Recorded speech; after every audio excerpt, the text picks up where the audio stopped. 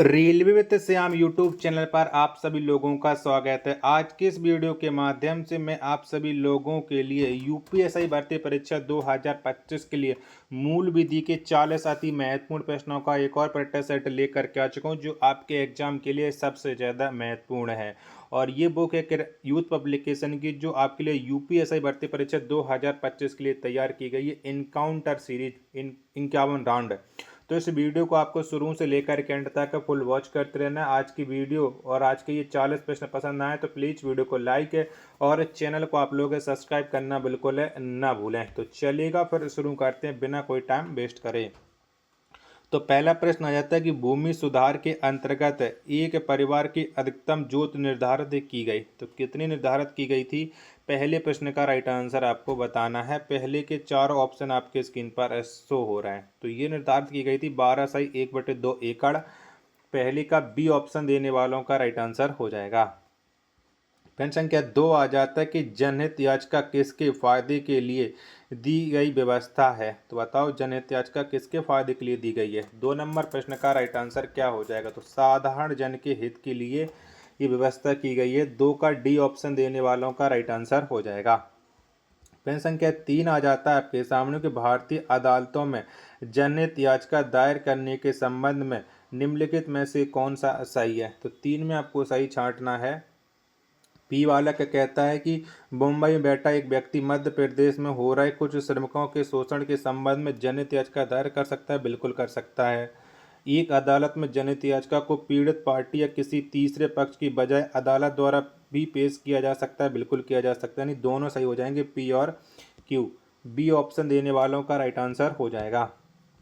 4 number का प्रश्न, internet पर साइबर अपराधियों को अपराध के आरोप से उचित संरक्षण प्रदान करता है। तो कौन प्रदान करता है? 4 का राइट आंसर क्या हो जाएगा? तो ये एनोनिमिटी करती है, यानी अनामिकता। 4 का डी ऑप्शन देने वालों का राइट आंसर हो जाएगा। प्रश्न संख्या 5 है आपके सामने कि साइबर आतंकवाद को सूचना तकनीकी अधिनियम की धारा 66 ऐप के अधीन कितनी अवधि के कारावास से दंडित किया जाएगा? तो बताओ कितनी अवधि के लिए दंडित किया जाएगा? 5 का राइट आंसर क्या हो जाएगा? तो ये आजीवन कारावास से दंडित किया जाएगा। 5 का ए ऑप्शन देने वालों का राइट आंसर हो जाएगा। 6वें नंबर का प्रश्न आ जाता है कि सूचना प्रौद्योगिकी अधिनियम के नियमों या विनियमों के उपबंधों के उल्लंघनों के अवशोषण की शक्ति का वर्णन किस धारा में किया गया है? तो बताओ ये वर्णन कौन सी धारा में मिलता है? 6 का राइट आंसर क्या हो जाएगा? तो ये धारा 28 में मिलता है। 6 का बी ऑप्शन देने वालों का राइट आंसर हो जाएगा। 7वें नंबर का प्रश्न आ जाता है आपके सामने कि सूचना प्रौद्योगिकी अधिनियम 2008 राष्ट्रपति द्वारा स्वीकृत हुआ। तो ये बताओ इसे कब स्वीकृति मिली थी राष्ट्रपति के द्वारा? 7 का राइट आंसर क्या हो जाएगा? तो इसे राष्ट्रपति के द्वारा 5 फरवरी 2009 को स्वीकृति मिली थी। 7 का सी ऑप्शन देने वालों का राइट आंसर हो जाएगा। 8 नंबर का प्रश्न आ जाता है आपके सामने कि राष्ट्रीय सुरक्षा अधिनियम को भारत सरकार ने राष्ट्रीय सुरक्षा अध्यादेश के नाम से किस वर्ष जारी किया? तो बताओ इसे कब जारी किया गया था? 8 नंबर प्रश्न का राइट आंसर क्या हो जाएगा? तो इसे 1983 में जारी किया गया था। 8 का बी ऑप्शन देने वालों का राइट आंसर हो जाएगा। नेक्स्ट प्रश्न आ जाता है आपके सामने प्रश्न संख्या 9 और 9वें नंबर का प्रश्न क्या कहता है कि जब तक राज्य सरकार इस गिरफ्तारी का अनुमोदन नहीं कर दें तब तक यह गिरफ्तारी से ज़्यादा समय तक नहीं हो सकती। तो कितने समय तक के लिए नहीं हो सकती है? 9 का राइट आंसर क्या हो जाएगा? तो ये 12 दिन से ज़्यादा नहीं हो सकती है। 9 का ए ऑप्शन देने वालों का राइट आंसर हो जाएगा। प्रश्न संख्या 10 है आपके सामने कि भ्रष्टाचार निवारण अधिनियम की किस धारा के अधीन सेना, नौसेना तथा वायुसेना संबंधी या अन्य विधियों का प्रभावित नहीं होना उल्लेखित किया गया? तो ये बताओ कौन सी धारा में इसका वर्णन मिलता है?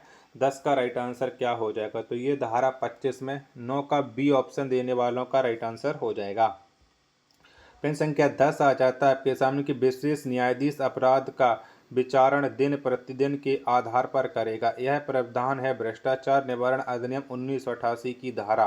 तो बताइए 1988 कौन सी धारा हो जाएगी? 11 नंबर प्रश्न का राइट आंसर क्या हो जाएगा? तो ये हो जाएगी धारा 4 की 4। 11 का बी ऑप्शन देने वालों का राइट आंसर हो जाएगा। प्रश्न संख्या 12 है आपके सामने कि निम्न में से कौन सी आयकर की गणना के लिए कुल आय में से कटौती नहीं है। तो बताओ कौन नहीं है, 12 का राइट आंसर क्या हो जाएगा। तो इनमें से जो आयकर गणना के लिए आय में से कुल कटौती व्यक्तिगत ऋण पर ब्याज, यानी 12 का ए ऑप्शन देने वालों का राइट आंसर हो जाएगा। पेन संख्या 13 है आपके सामने कि आयकर अधिनियम 1961 की धारा dot dot I co dot dot I शीर्षों के तहत वर्गीकृत करती है। तो बताओ 13 का राइट आंसर क्या हो जाएगा। तो आयकर अधिनियम 1961 की धारा 14 आय को 5 आय शीर्षों में तहत वर्गीकृत करती है। 14 का बी ऑप्शन देने वालों का राइट आंसर हो जाएगा। 14 नंबर का प्रश्न है कि नियम बनाने की समुचित सरकार की शक्ति का प्रावधान है सूचना का अधिकार अधिनियम की धारा। तो ये किसके अंतर्गत आता है, 14 का राइट आंसर क्या हो जाएगा। तो ये धारा 27 के अंतर्गत आता है। 14 का बी ऑप्शन देने वालों का राइट आंसर हो जाएगा। अगला प्रश्न है आपके सामने, प्रश्न संख्या 15 आ जाता है कि निम्नलिखित में से कौन सी सूचना अधिकार अधिनियम के अंतर्गत उपयुक्त लोक सूचना अधिकारी से मांगी जा सकती है। तो कौन मांगी जा सकती है, 15 का आंसर आपको देना है। तो ए वाला का कहता है कि कोई कॉलेज अथवा पाठ्यक्रम विश्वविद्यालय अनुदान आयोग के द्वारा अनुमोदित है या नहीं, बिल्कुल मांगी जा सकती है। बी वाला का कहता है कि संसद या विधायक निधि का इस्तेमाल तथा ग्राम पंचायतों के व्यय का विवरण, ये भी मांगी जा सकती है। यानी ए और बी दोनों मांगी जा सकती है। ए ऑप्शन देने वालों का राइट आंसर हो जाएगा प्रश्न संख्या 15 का। 16 नंबर का प्रश्न है आपके सामने कि किसी एक देश में मानवाधिकारों को बढ़ावा देने तथा इनकी सुरक्षा और निगरानी करने के लिए प्रशासनिक निकायों द्वारा स्थापित राष्ट्रीय मानवाधिकार संस्थानों का एक वैश्विक तंत्र कौन सा है। तो बताओ इसका वैश्विक तंत्र कौन सा हो जाएगा। 16 नंबर प्रश्न का राइट आंसर क्या हो जाएगा। 16 के चारों ऑप्शन आपके स्क्रीन पर शो रहे हैं। तो इसका राइट आंसर हो जाएगा राष्ट्रीय मानवाधिकार संस्थाओं के लिए वैश्विक गठबंधन। ए ऑप्शन देने वालों का राइट आंसर हो जाएगा। वीडियो पसंद आ रही होगी तो प्लीज़ वीडियो को लाइक और चैनल को आप लोग सब्सक्राइब करना बिल्कुल ना भूलें। अगला प्रश्न पर संख्या 17 आ जाता है कि राज्य सरकार द्वारा बनाया गया प्रत्येक नियम बनाए जाने के बाद यथाशीघ्र किसके समक्ष रखा जाएगा। तो ये किसके समक्ष रखा जाएगा, वो 17 का आंसर आपको बताना है। तो ये राज्य के विधानमंडल के सदन के समक्ष रखा जाएगा। 17 का सी ऑप्शन देने वालों का राइट आंसर हो जाएगा। 18 नंबर का प्रश्न है आपके सामने कि राष्ट्रीय मानवाधिकार आयोग के समक्ष प्रत्येक कार्रवाई को भारतीय दंड संहिता 1860 की धारा 193 और 228 के अर्थ में तथा धारा 196 के लिए कैसी कार्रवाई समझा जाएगा। तो बताओ इसे कैसी कार्रवाई समझा जाएगा। 18 का आंसर आपको बताना है। तो इसे न्यायिक कार्रवाई समझा जाएगा। 18 का ए ऑप्शन देने वालों का राइट आंसर हो जाएगा। पेन संख्या 19 से आपके सामने कि मानव अधिकार न्यायालय को परिभाषित किया गया है। तो बताओ किस में परिभाषित किया गया है मानव अधिकार न्यायालय को। 19 का आंसर आपको देना है। तो इसे धारा 2 के ई में परिभाषित किया गया है। 19 का डी ऑप्शन देने वालों का राइट आंसर हो जाएगा। पेन संख्या 20 है आपके सामने कि 1970 के दशक में मौन घाटी परियोजना एक प्रमुख पर्यावरण बनाम विकास विवाद बन गई थी। यह मुद्दा एक बांध के निर्माण को लेकर था। इसका प्रतिकूल असर किस राज्य के उष्णकटिबंधीय वन क्षेत्र के बड़े क्षेत्र पर पड़ने वाला था। तो बताओ ये कहाँ पर थी, किस राज्य में। 20 का राइट आंसर क्या हो जाएगा। तो इसका संबंध हो जाता है केरल से। 20 का बी ऑप्शन देने वालों का करेक्ट आंसर हो जाएगा। पेन संख्या 21 है आपके सामने कि व्याघ्र और अन्य संकटापन्न प्रजाति अपराध नियंत्रण ब्यूरो का पदीय निदेशक होता है। तो बताओ इसका पदीय निदेशक कौन होता है। 21 का आंसर आपको बताना है। तो इसके पदीय निदेशक होता है वन्यजीव संरक्षण निदेशक है।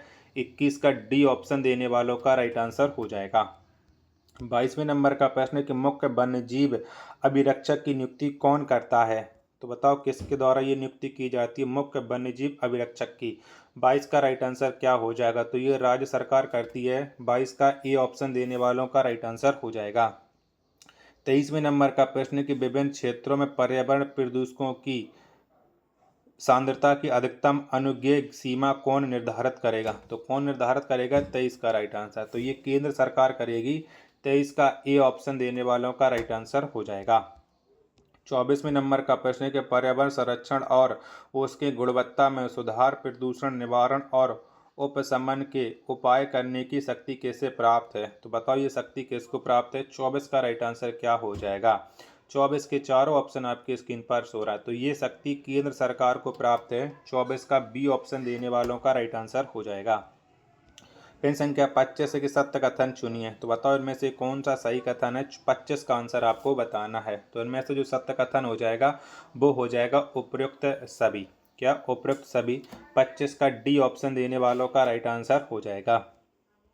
26 नंबर का प्रश्न है आपके सामने कि किस वर्ष की आयु से अधिक के प्रत्येक व्यक्ति को मोटरसाइकिल चलाते समय या उस पर यात्रा करते समय एक सुरक्षात्मक टोपी पहननी चाहिए।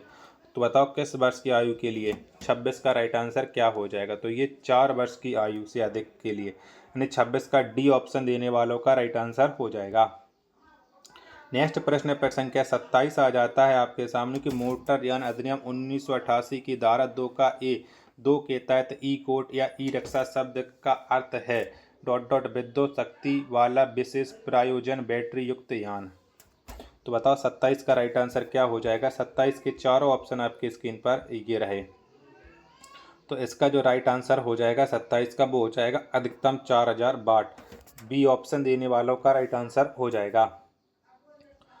28 नंबर का प्रश्न है कोई भी लोक सेवक जो अनुसूचित जाति या अनुसूचित जनजाति का सदस्य नहीं है इस अधिनियम के अधीन अपने कर्तव्य पालन की उपेक्षा करता है उसे दंड दिया जा सकता है। तो उसे कितने वर्ष का दंड दिया जा सकता है। 28 का राइट आंसर क्या हो जाएगा। 28 के चारों ऑप्शन आपके स्क्रीन पर शो रहा है। तो उसे दंड 6 मास से अधिक की अवधि तक का। 28 का सी ऑप्शन देने वालों का राइट आंसर हो जाएगा। पेन संख्या 29 है आपके सामने किशोर न्याय अधिनियम 2015 की किस धारा में शारीरिक दंड परिभाषित है। तो बताइए कौन सी धारा में परिभाषित है। 29 का राइट आंसर क्या हो जाएगा। तो ये परिभाषित धारा 2 के 24 में। 29 का बी ऑप्शन देने वालों का राइट आंसर हो जाएगा। पेन संख्या 30 है आपके सामने कोई पड़ोसी जो संबंधित सुरक्षा अधिकारी को घरेलू हिंसा के मामले की सद्भावपूर्वक सूचना देता है उसका है। तो बताओ उसका क्या है। 30 का राइट आंसर क्या हो जाएगा। तो उसका कोई दायित्व नहीं है, यानी 30 का डी ऑप्शन देने वालों का राइट आंसर हो जाएगा। 31 नंबर का प्रश्न आ जाता है कि अपराधी द्वारा कारित अपराध संज्ञेय है अथवा असंज्ञेय है, जमानती अथवा गैर जमानती। इसका निर्धारण निम्नलिखित में उल्लेखित प्रावधान से होता है। तो बताओ किस प्रावधान से होता है। 31 का राइट आंसर क्या हो जाएगा। तो ये होता है दंड प्रक्रिया संहिता से। 31 का डी ऑप्शन देने वालों का राइट आंसर हो जाएगा। पेन संख्या 32 है आपके सामने की दंड प्रक्रिया संहिता की धारा 154 के अधीन प्रथम सूचना रिपोर्ट दी जा सकती है। तो कैसे दी जा सकती है प्रथम सूचना रिपोर्ट। 32 का राइट आंसर क्या हो जाएगा। तो केवल संज्ञेय अपराध के संबंध में प्रथम सूचना रिपोर्ट दी जा सकती है। 32 का सी ऑप्शन देने वालों का राइट आंसर हो जाएगा। पेन संख्या 33 है आपके सामने की दंड प्रक्रिया संहिता की धारा 2 के एच में निम्न में से क्या परिभाषित किया गया है। तो बताओ 2 के एच में क्या बताया गया। 33 का राइट आंसर क्या हो जाएगा। तो ये हो जाएगा अन्वेषण। 33 का ए ऑप्शन देने वालों का राइट आंसर हो जाएगा। पेन संख्या 34 है आपके सामने कि भारतीय दंड संहिता में निम्नलिखित किस धारा में आपराधिक मानववध करने के प्रयत्न का उपबंध है। तो बताइए कौन से धारा में। 34 का राइट आंसर क्या हो जाएगा। 34 के चारों ऑप्शन आपके स्क्रीन पर शो रहा है। तो ये धारा 308। 34 का डी ऑप्शन देने वालों का राइट आंसर हो जाएगा। पेन संख्या 35 है आपके सामने कि निम्न प्रावधानों में से किसमें व्यक्तिगत शारीरिक प्रतिरक्षा का विस्तार मृत्यु को छोड़कर अन्य कोई भी हानि करने तक होता है। तो बताइए कौन सी धारा में बताया गया है। 35 का राइट आंसर क्या हो जाएगा। तो ये बताया गया धारा 101 में। 35 का डी ऑप्शन देने वालों का राइट आंसर हो जाएगा। पेन संख्या 36 है आपके सामने कि संशय है। तो बताओ संशय क्या है। 36 का राइट आंसर। 36 के चारों ऑप्शन आपके स्क्रीन पर शो रहे हैं। तो ये हो जाएगा धारा 52 के ए में। 36 का सी ऑप्शन देने वालों का राइट आंसर हो जाएगा। आशा और उम्मीद करता हूँ आप सभी लोगों को ये वीडियो जरूर पसंद आ रही होगी। तो प्लीज़ वीडियो को लाइक और चैनल को आप लोग सब्सक्राइब करना बिल्कुल ना भूलें। 37 नंबर का प्रश्न है कि अपराध के गठन के लिए निम्नलिखित में से किन तत्वों का होना अपरिहार्य है। तो बताओ कौन से तत्वों का होना अपरिहार्य है। 37 का राइट आंसर। तो उपयुक्त सभी का होना अपरिहार्य है। 37 का डी ऑप्शन देने वालों का राइट आंसर हो जाएगा। 38 नंबर का प्रश्न आ जाता है कि भारतीय न्याय संहिता 2023 की धारा 93 से 99 संबंधित है। बताओ ये किसके संबंध रखती है? भारतीय न्याय संहिता 2023 की धारा 93 से 99। तो इसका संबंध हो जाता है बालक के विरुद्ध अपराध। 38 का बी ऑप्शन देने वालों का राइट आंसर हो जाएगा। 39 नंबर का प्रश्न आ जाता है कि भारतीय नागरिक सुरक्षा संहिता 2023 का अध्याय 5 संबंधित है। तो बताओ अध्याय 5 किससे संबंध रखता है? भारतीय नागरिक सुरक्षा 2023। तो ये संबंध रखता है गिरफ्तारी से। 39 का बी ऑप्शन देने वालों का राइट आंसर हो जाएगा। प्रश्न संख्या 40 और अंतिम प्रश्न आ जाता है आज के इस प्रैक्टिस सेट का कि भारतीय साक्ष्य अधिनियम 2023 में न्यायालय को परिभाषित किया गया है। तो कौन सी धारा में न्यायालय को बताया गया है? 40 का राइट आंसर क्या हो जाएगा? तो ये धारा 2 का 1 की ए में बताया गया है। 40 का ए ऑप्शन देने वालों का राइट आंसर हो जाएगा। आशा और उम्मीद करता हूँ आप सभी लोगों को ये वीडियो ज़रूर पसंद आई होगी। तो प्लीज़ आप सभी लोग इस वीडियो को लाइक और चैनल को आप लोग सब्सक्राइब करना बिल्कुल ना भूलें। मिलते एक और नेक्स्ट वीडियो के साथ, तब तक के लिए धन्यवाद। जय हिंद।